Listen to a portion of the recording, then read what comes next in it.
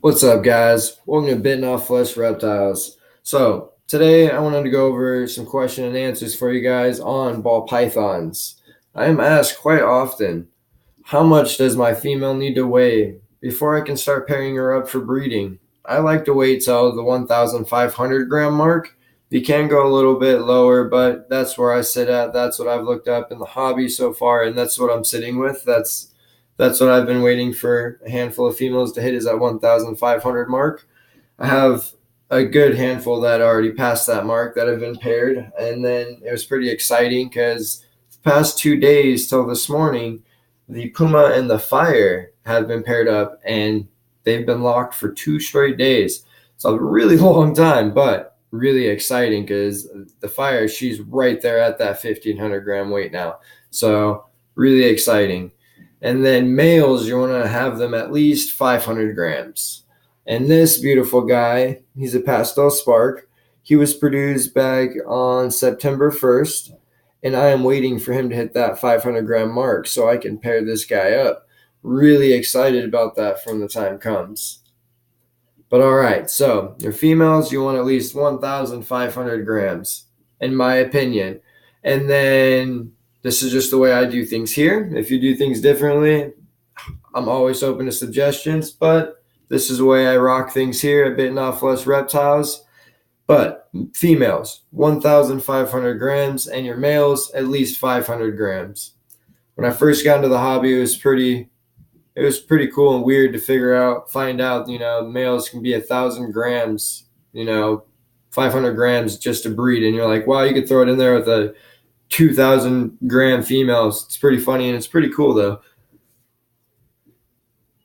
And then another one that I'd like to go over with is, what are mites? Mites are parasites. Mites are parasites that suck the blood of your snake. And when you get them, you want to attend to it as soon as possible because they spread really fast, they populate really fast, and they get bad pretty fast. They can kill your snake. It's not good for your snake. It causes stress. It could cause them to stop eating, and if they stop eating, they stop shedding, they stop eating, they can die, and so on and so forth. And then they can get diseases from mites. So that's something to always watch out for. And I like to treat that with nicks, but when you get mites, you can't just wash your tub out or cage and then just wash your snake off. You have to actually treat your snake for it because the mites, they get under their scales when they suck their blood. So it's a pain to get rid of, but it is well worth the hassle. That way, your snake is healthy and that you don't have to worry about, your snake going off food, so on and so forth, because mites spread quick. So if you get one snake that has mites and you don't tend to it and you have a handful of snakes, 9 out of 10 times you're going to end up with mites in your whole collection if you're not attending to it. But yeah, so mites are parasites. They're a pain to get rid of, but as soon as you see them, as soon as you have a sign of them, you want to attend to those. Mites are little black dots that crawl around. You can see them. That's why I like using paper towels. I use paper towels because I'm always paranoid that I'm going to get mites or something along the lines of mites. So having paper towels, it makes it super easy to see if, I had mites or not. So it makes it a lot easier for me to just keep up with it. There's more work to using paper towels only because I got to clean way more often. I spot clean, as in I'll look, and if I see one that's dirty, I take out the whole tub and wash it. I have a clean day once a week, but half of these cages get cleaned every couple of days just because once they use the bathroom, I got to replace it all out because mites can come from poor husbandry. If you don't keep your stuff clean, they can be born out of the snake poop. I don't know, but they're horrible, and it's something you don't want to deal with. And if you do get them, make sure you tend to it as soon as you can. So with that out of the way, ball pythons, they live about 30 years in captivity. With as long as you're taking care of them right, they have proper enclosure, proper feeding, and everything else. These guys live a very long time, very, very long time. They're very beautiful snakes.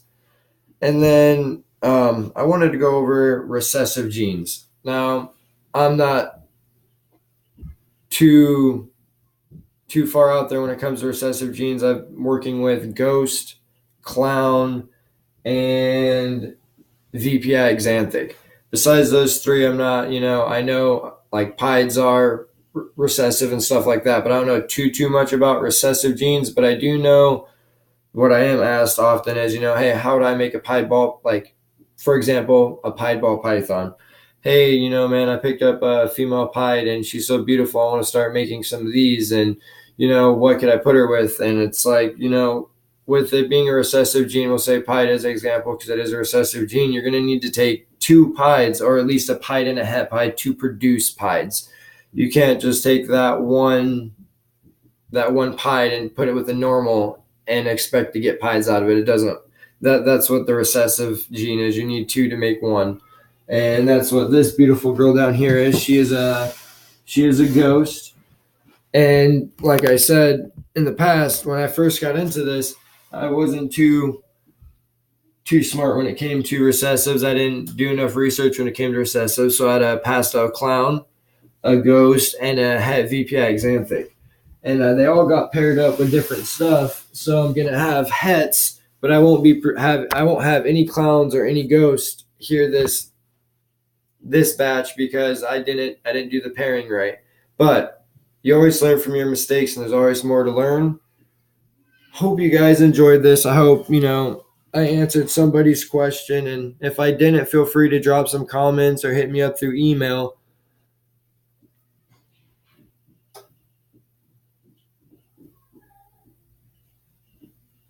Much love, guys.